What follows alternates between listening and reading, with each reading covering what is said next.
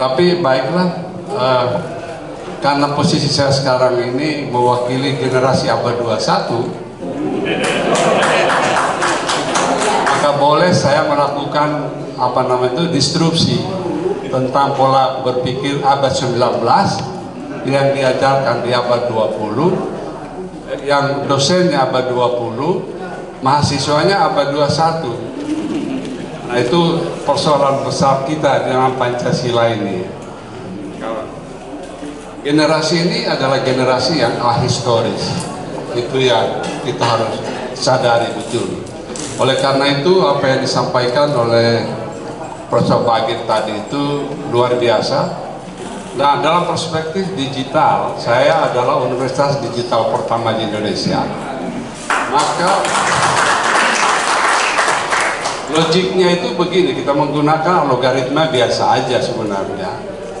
Profesor Bagir ini mestinya seluruh keilmuannya itu diambil, kemudian dengan neuropsikologi dan neuroscience dimasukkan ke dalam mesin yang namanya robot, sehingga walaupun apa yang tadi dikemukakan tidak pernah akan hilang, sehingga orang bisa download kapan saja. Itulah UIC. Itu ya. Itu disrupsi pertama. Dan oleh karena itu mestinya di antara kita harus ada kemampuan melakukan itu sehingga ilmu itu tidak hilang. Nah, ilmu ini akan menjadi penting lagi, masalahnya bagi generasi ini. Kalau tidak, maka kita akan dibina oleh Google. Itu challenge-nya di situ. Tapi baiklah, karena sesuai dengan topik hari ini, saya akan berbicara mengenai aktualisasi nilai-nilai Pancasila dalam kehidupan dunia, tantangan dan harapan. Yang disebut harapan ini untuk generasi kita adalah generasi cucu kita, bukan anak kita lagi ini. Seperti apa masa depan mereka melihat Pancasila ini, itu yang menarik barangkali, sehingga itu lebih aktual yang kita lihat. Secara konseptual tadi Profesor Bagir luar biasa ya, itu yang saya kemukakan tadi, mestinya pengetahuan ini diadopsi oleh suatu artificial intelligence yang kemudian disimpan dalam mesin, maka lah itu Pak Profesor Bagir akan hidup ilmunya itu lebih panjang dari beliau sendiri. Nah, di dalam perspektif generasi ini, Pancasila melihatnya ada 3 jenis, 3 bagian. Pertama, saya tidak mengulang apa yang tadi karena Profesor Bagir sudah kemukakan. Sila pertama, kedua, dan ketiga, yaitu ketuhanan yang Maha Esa, kemanusiaan yang adil dan beradab, persatuan Indonesia, itu ada pada tataran pemikiran konseptual. Itu generasi ini melihatnya seperti itu. Paling tidak, itu yang diajarkan di UIC. Nah, kemudian konseptual ini kan harus dibuat menjadi kenyataan. Karena generasi ini dipengaruhi oleh cara berpikir Einstein, mengatakan teori tanpa bukti itu mimpi, bukti tanpa teori itu malapetaka. Itu Einstein yang mengatakan itu, dan ini dipengaruhi oleh generasi ini. Oleh karena ini kalau generasi ini mengatakan mana buktinya, itu jangan dimarahi bahwa mereka itu pragmatis, bukan begitu. Karena mereka melihat bahwa apa yang kita sampaikan itu buktinya seperti apa, itu yang mereka ingin lihat. Nah, sementara sila keempat dalam Pancasila itu dimasukkan di dalam perwujudan dalam tata kelola pemerintahan. Tadi Profesor Bagir mengemukakannya. Jadi kerakyatan yang dipimpin oleh hikmah kebijaksanaan dalam permusyawaratan perwakilan itu adalah tata kelola. Di sini problem bangsa ini. Problem utamanya di sini. Tata kelola negeri ini tadi sudah dikemukakan, apa yang konseptual dengan apa yang dilakukan berbeda. Itulah sebabnya kita sekarang lagi rame karena masalah-masalah yang yang keempat ini. Mestinya di dalam perwujudan tata kelola pemerintahan di Indonesia dengan tadi tata negara dan ilmu ekonominya, dia harus mengabdi kepada sila terakhir, yaitu keadilan sosial bagi seluruh rakyat Indonesia. Tetapi keadilan sosial bagi seluruh rakyat Indonesia mempunyai persyaratan khusus, yaitu salah satunya terlihat pada cara kita mendidik. Problem pertama, pendidikan. Dengan kemampuan teknologi abad 21, abad 22 adalah kemampuan teknologi digital adalah yang menentukan ke depan. Dan dari situ untuk kepentingan kemakmuran, disitulah Profesor Didi nanti akan bicara tentang ekonomi.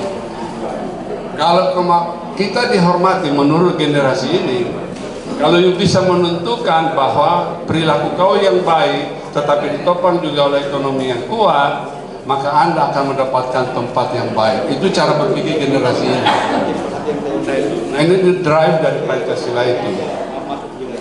Nah, oleh karena itu aktualisasi nilai-nilai Pancasila dalam kehidupan dunia itu ada 7 hal yang harus kita perhatikan, dan ini tadi Profesor Bagi sudah kemukakan.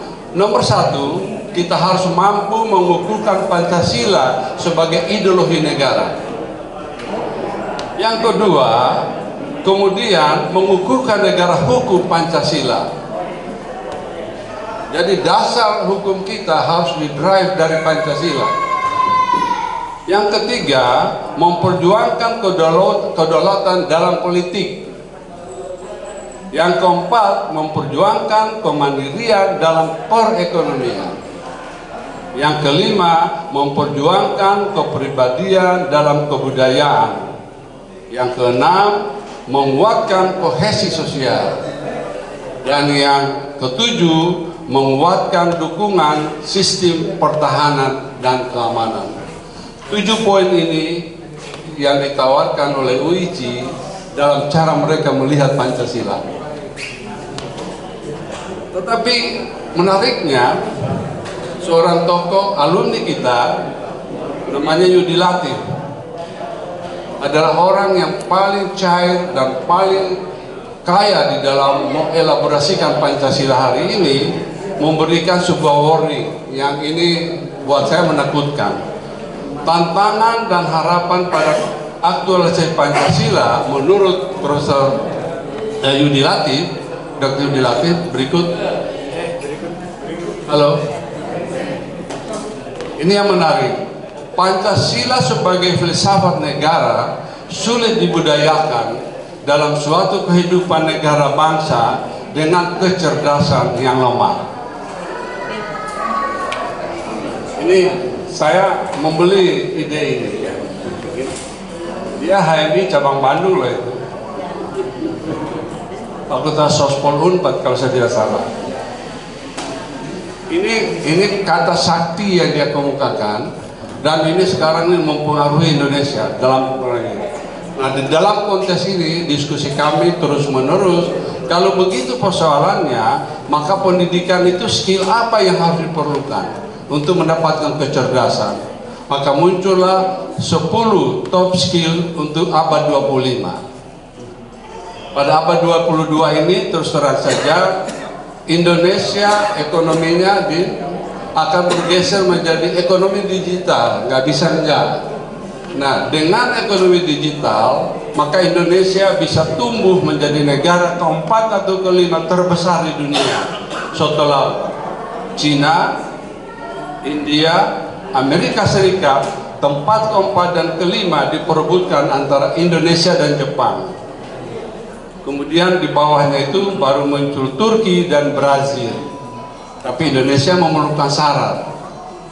Defisit digital talenta 9 juta harus dipenuhi di dalam tempo 10 tahun. Itu pertanyaannya.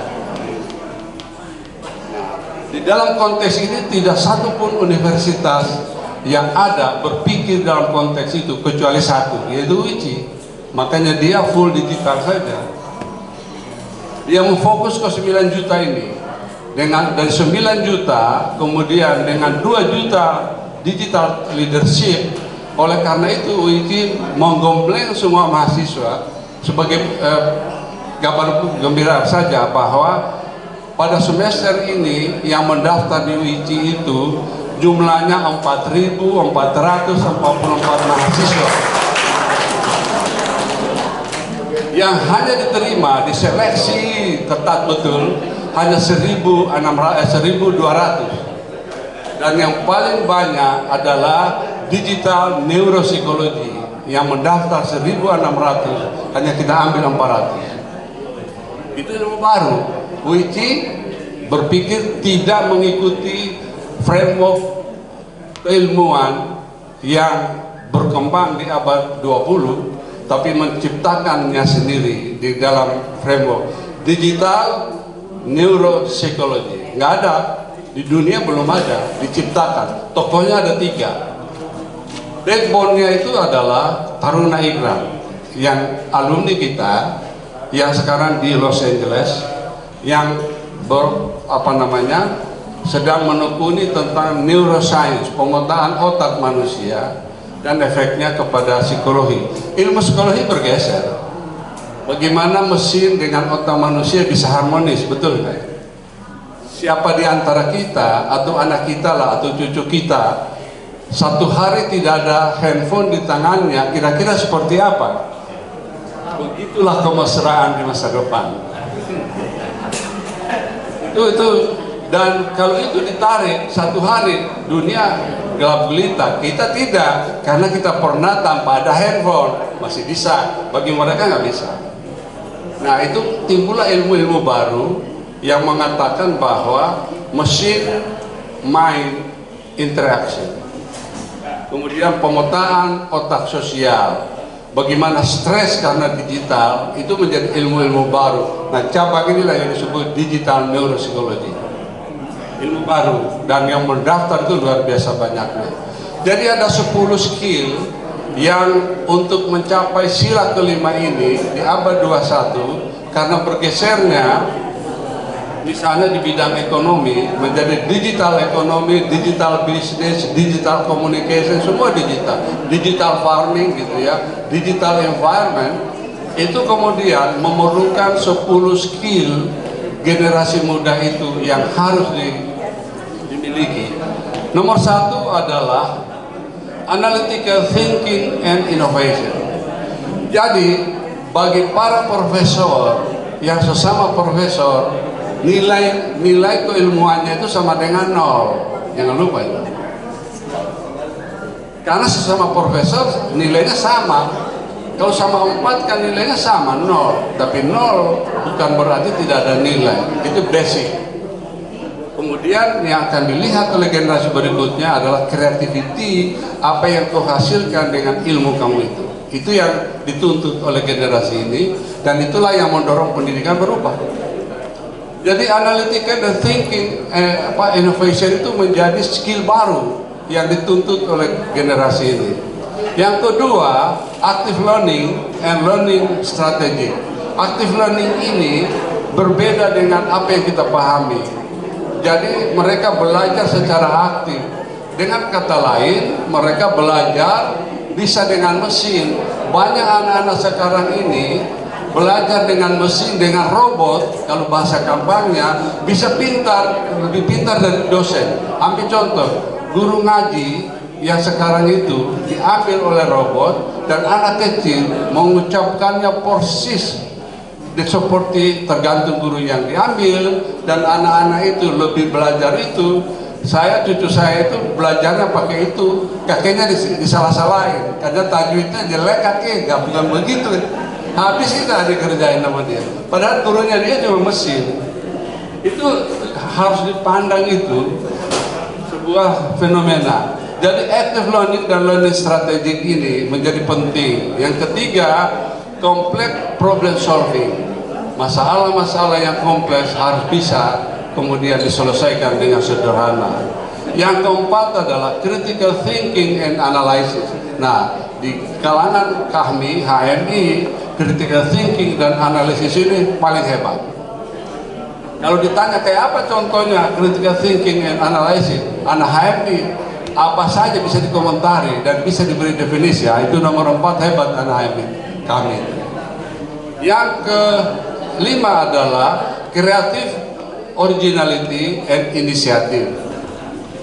Di UIC, kalau Anda mahasiswa belajar dan kemudian dia copy, ditolak oleh mesin, itu bukan original kamu, kau ambil dari sini, dia tahu, mesinnya bisa dia tahu. Itu maka disebut creative original thinking, dan kemudian diharapkan ya membaca buku. Oleh karena itu cocok betul dengan ayat pertama yang turun, itu adalah Iqra, bacalah, barang siapa yang membaca dia akan bangkit. Oleh karena itu simbolnya UIC adalah Iqra wa taqdir, yaitu read and rise. Kalau apa namanya Harvard itu yang terkenal di Amerika cuma satu kata dia, trust. Itu dia punya moto itu. Jadi creative original thinking ini menjadi penting. Yang keenam adalah leadership and social influences. Ke depan hari-hari ini kalau masuk kerja di generasi milenial, dia tidak tanya CV kamu seperti apa, dia bilang berapa followermu. Itu yang ditanya, itu follower kamu seperti berapa banyak. Nah, itulah yang disebut leadership and social influence. Ini contoh-contoh praktisnya. Dan yang ketujuh, teknologi use, kemudian monitoring and control. Nah, dalam konteks ini kemampuan membuat website, kemudian kemampuan membuat animasi, kemudian 3D, kemudian mengedit video dan streaming adalah basic skill yang diharuskan oleh semua generasi. Kalau tidak, ya tidak bisa mengajar lagi. Karena hari ini TikTok itu sekarang laku, dan generasi ini tidak bisa mendengar sesuatu lebih dari 4 menit. Harus 9 menit, itu sudah berat ya. Oleh karena itu, makanya webinar mendapat challenging oleh TikTok. Oleh karena itu, setiap kita harus bisa mengedit itu. Lagu tidak bisa lagi lebih dari 4 menit. Kalau enggak, dia buka, dia pindah. Yang kedelapan, teknologi design and programming. Ini code ini. Nah, ini Profesor Bagit, ada 2 ilmu yang segera akan diambil alih oleh mesin, yaitu Fakultas Hukum dengan kedokteran. 2 ilmu ini akan segera dalam waktu dekat, karena semuanya itu ada di dalam mesin, dan kita tanya mesin dengan artificial intelligence bisa dia jawab.